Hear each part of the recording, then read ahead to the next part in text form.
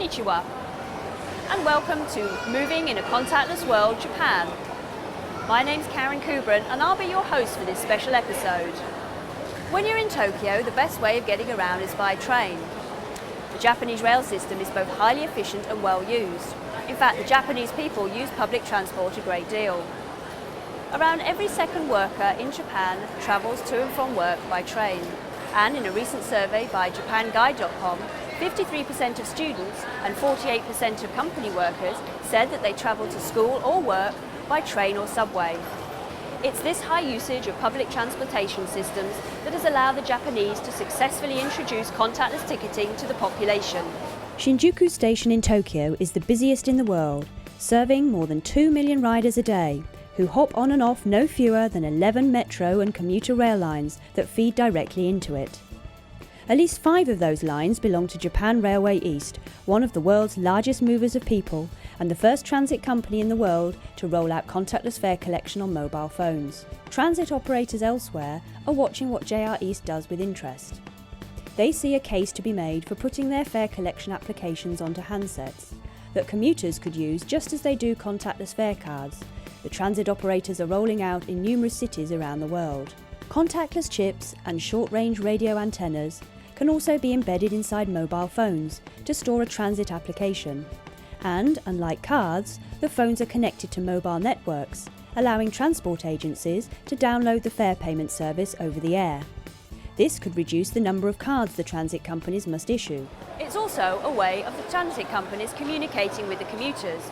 For example, they could remind them when their monthly passes are due to expire or update them about bus or train delays. Suica is a rechargeable contactless smart card used as a fare card on train lines in Japan.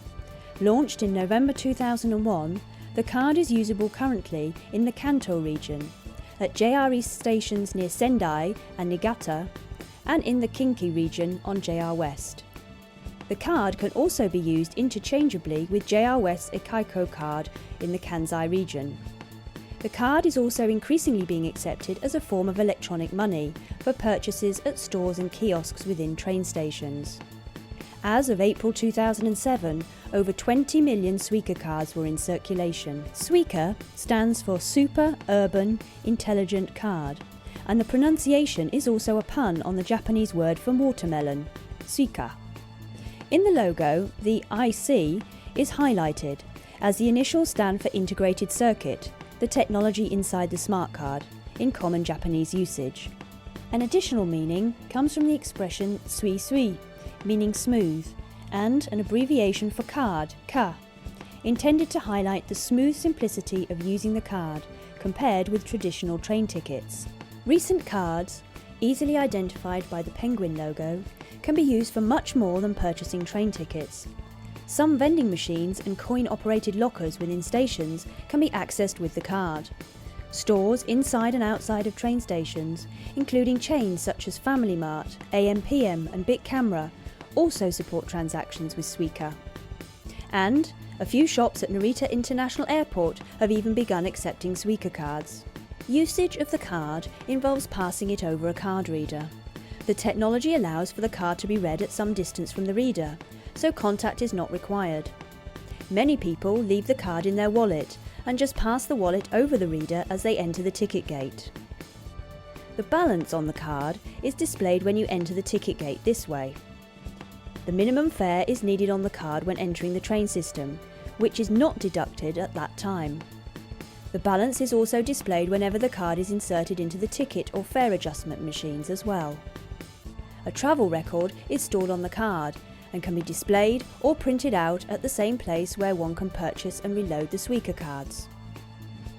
On exit, the card is again passed over the card reader. At this time, the fare is deducted from the remaining balance on the card and the new balance is displayed.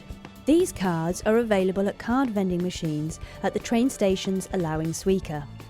A new card costs 2,000 yen, which includes a 500 yen deposit that will be refunded if the card is returned.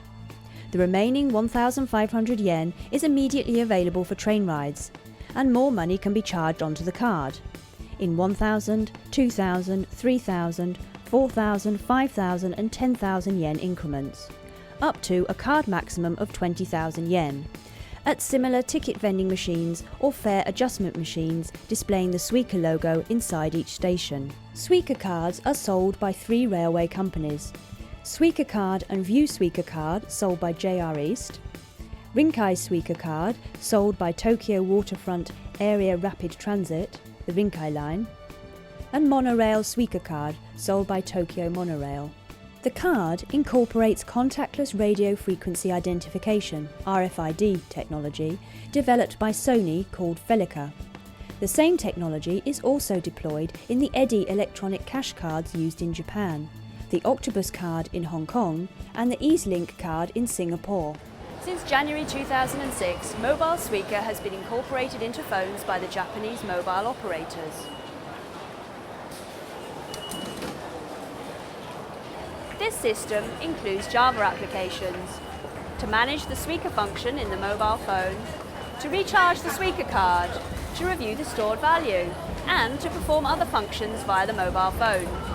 This year, an enhancement has allowed the Suica charges to be added directly to the mobile phone bill, eliminating the need to constantly add to and monitor the remaining balance. Contactless ticketing is now a way of life in Japan, partly due to the amount of commuters, partly due to the mobile phone orientated society and contactless technology, and partly due to the willingness of the Japanese to try new things.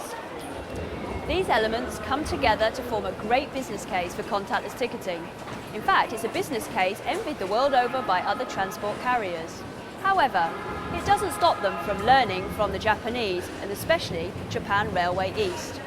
So, watch out for this topic more in your region too. So that's all we've got time for in this episode of Moving in a Contactless World. We do hope you've enjoyed your travel with us in Japan. Sayonara.